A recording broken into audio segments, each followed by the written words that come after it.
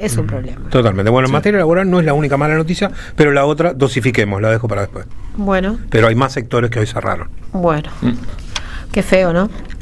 Vamos a recibir a Luis Brustein, ¿les parece? Periodista, columnista de Página 12 y de este programa.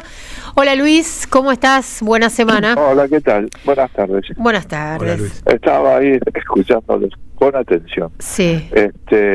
No, el panorama en general es bastante feo para el tema de la industria, ¿no? Uh-huh. Y ahí en Coronel Suárez cerró una fábrica de zapatillas que tenía más de 30 años y que fue cambiando de dueño, pero que, bueno, el último decidió cerrarla y tiene otra planta en Misiones, se van a Misiones. Uh-huh. Y daba ocupación a como a cerca de 4.000 obreros, una planta muy grande, porque fabricaba varias de las zapatillas de las marcas más conocidas, ¿no?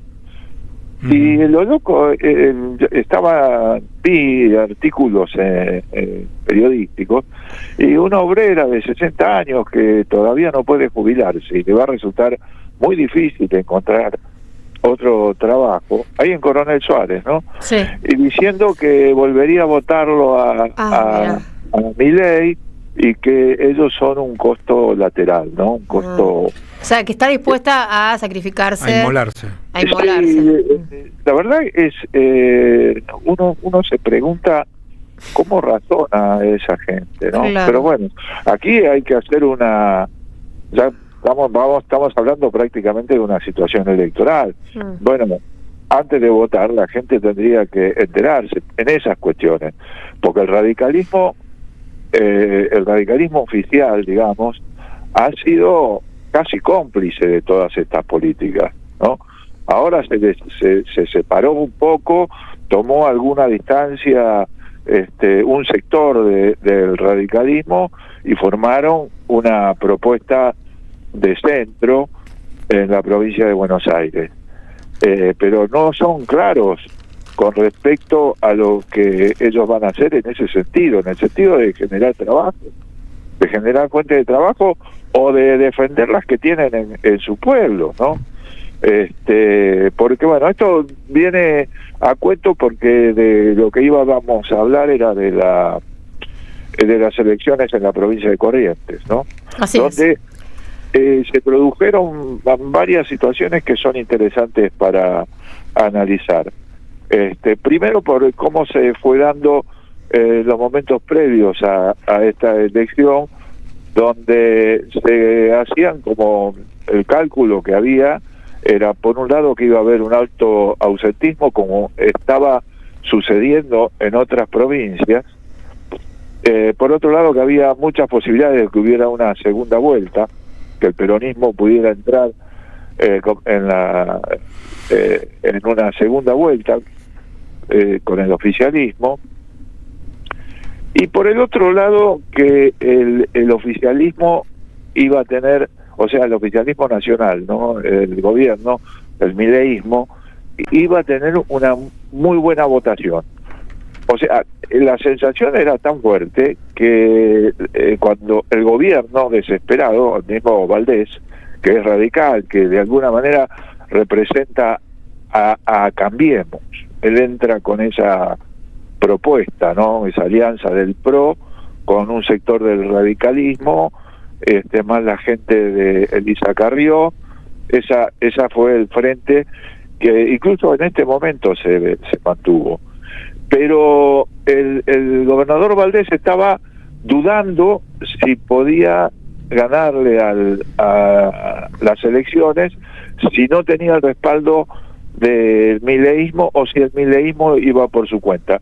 Tanto fue así que la gente, Karina Milei, que era la encargada de la negociación, fue con imposiciones muy fuertes, igual que las que le puso al PRO en la provincia de Buenos Aires. Uh-huh.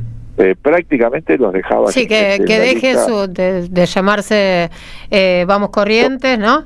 Claro, era una lista libertaria. Y que se llame la Libertad Avanza, además a discreción, bueno, todos los lugares que ellos querían en las listas, sí. Sí, en un resto de lucidez, el gobernador, que estaba absolutamente dispuesto a entregar lo que fuera para ir con el gobierno, en un resto de lucidez el gobernador dijo, no, voy por mi cuenta, el candidato va a ser mi hermano, y bueno, esto lo digo porque lo sabemos todos, pero era el clima previo a la elección. Y en la elección, ¿qué pasó?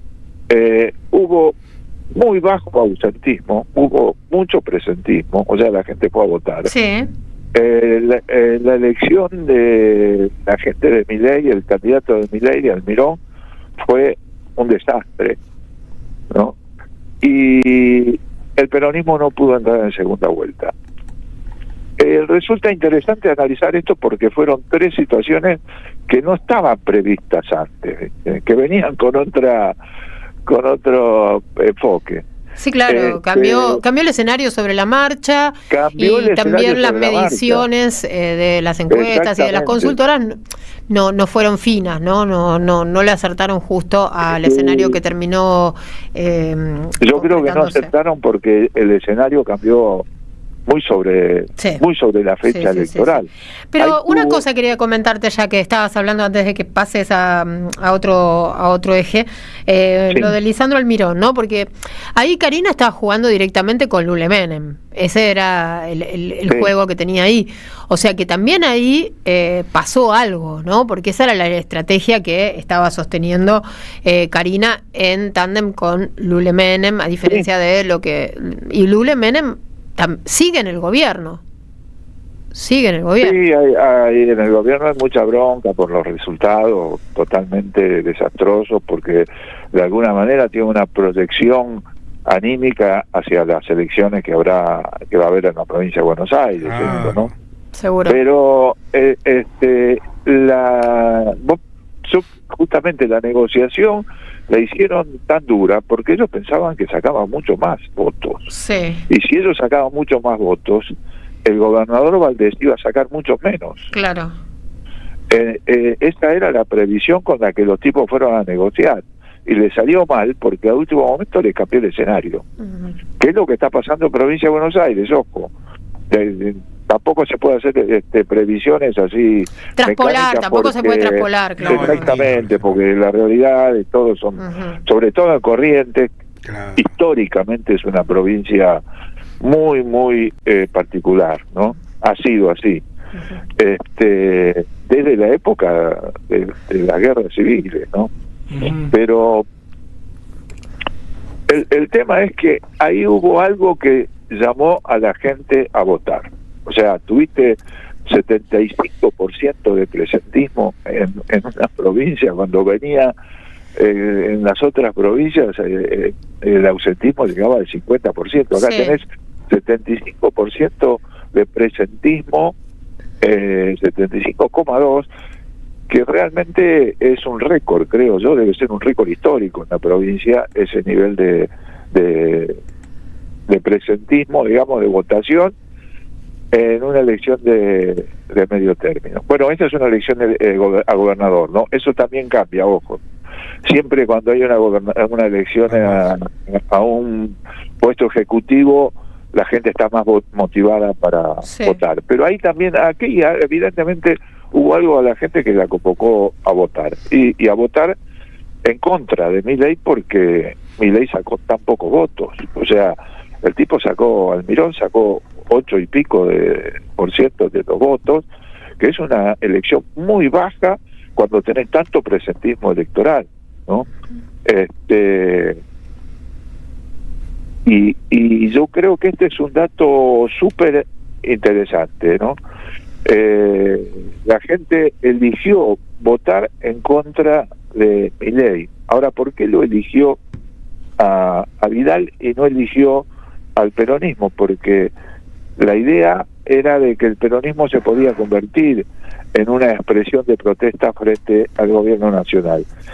Hizo una elección pasable, no fue una elección desastrosa, hizo una elección pasable el peronismo, salió en segundo lugar, y lo que pasa, habría que meterse más en la interna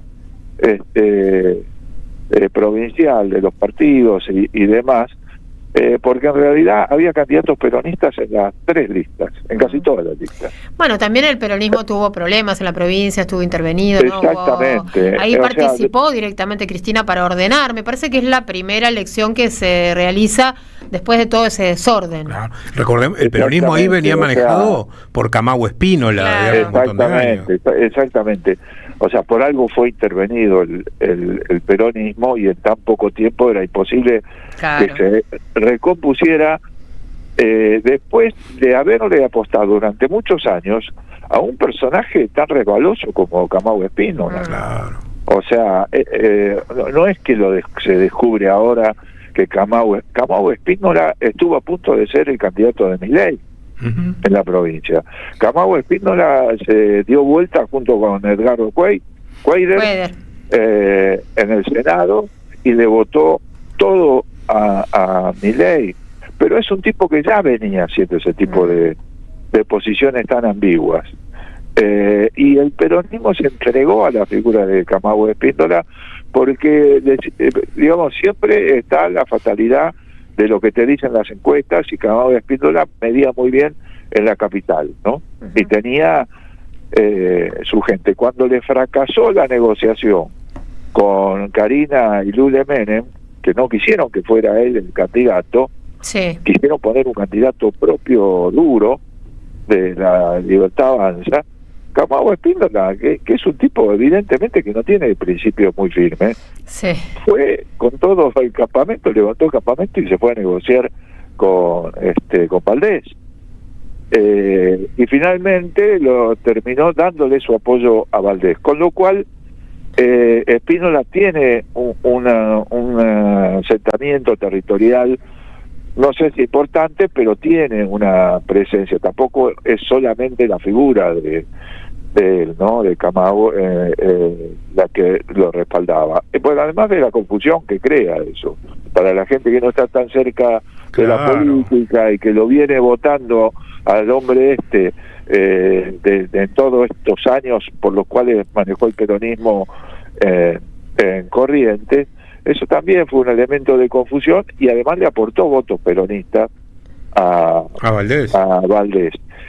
Pero la situación era bastante crítica para el peronismo, porque incluso el movimiento Evita se partió en Corrientes, y una parte del movimiento Evita apoyó también a Valdés, se incorporó a esta fórmula a este Cambiemos correntino, digamos, ¿no? Que es la propuesta de Valdés. Y en el otro, la otra fórmula también había el candidato a vice de la fórmula que salió tercera, que era un radical, Colombi. El candidato a vicepresidente de Colombi también era un candidato peronista. O sea, el peronismo fue bastante repartido, no tuvo tiempo, creo yo, de recomponerse después de la crisis por la que estuvo pasando, y de el tránsfuga de Camagüe Espínola, que manejó el peronismo durante tanto tiempo. Yo creo que esa es una lección que tiene que dar para el peronismo, ¿no? Basta de esos personajes tan ambiguos, tan resbalosos como Scioli, ¿no? Yo creo que esa es una lección que tiene que quedar. Y bueno, yo creo que de aquí en adelante al peronismo correntino tiene que recorrer un camino para recomponerse.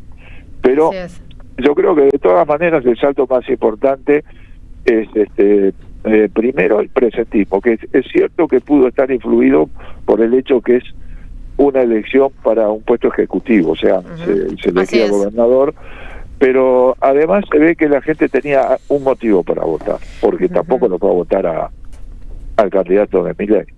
¿No? Fue a votar al candidato oficialista, que sacó mucho más votos de lo que esperábamos.